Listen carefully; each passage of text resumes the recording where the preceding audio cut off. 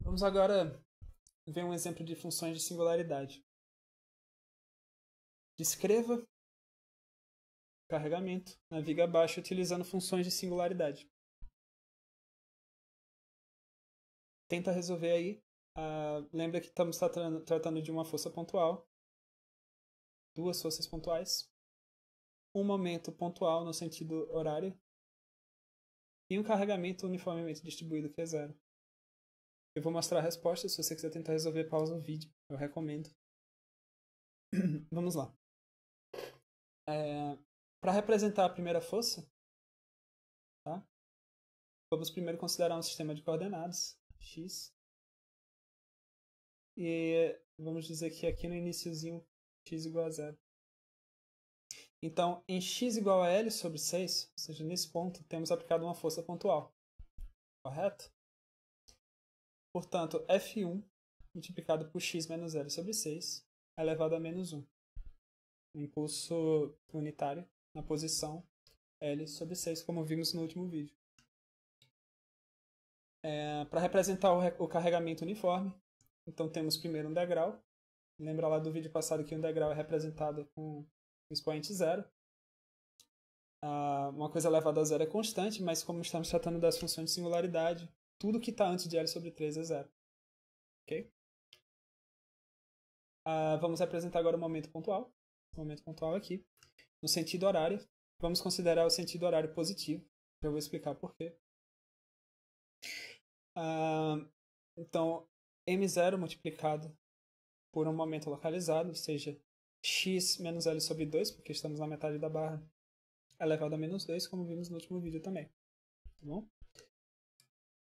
Para terminar de representar o carregamento uniforme, nós temos que considerar um outro degrauzinho, só que agora um degrauzinho negativo. Aqui, certo? A gente representa por Q0, multiplicado por x menos 2L sobre 3, que estamos na posição 4L sobre 6, ou seja, 2L sobre 3, e elevado a zero, porque é um degrau, tá bom? Seria algo desse tipo aqui. Temos um degrau negativo, certo?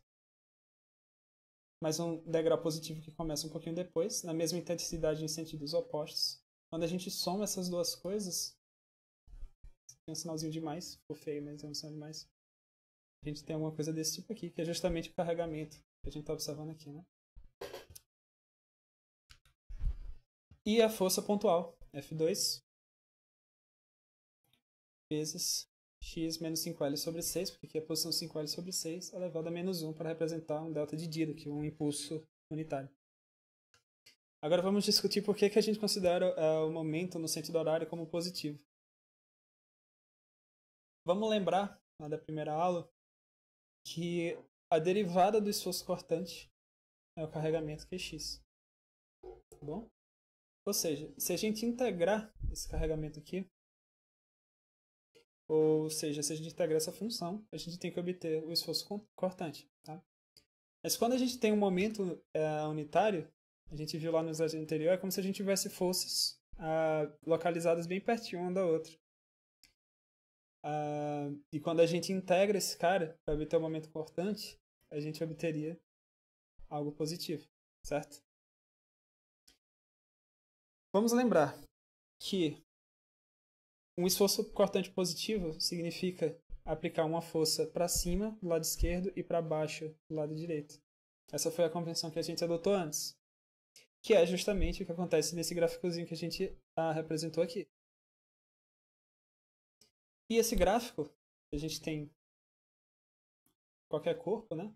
Se a gente tem uma força positiva e depois uma força negativa, esse momento ele é no sentido horário.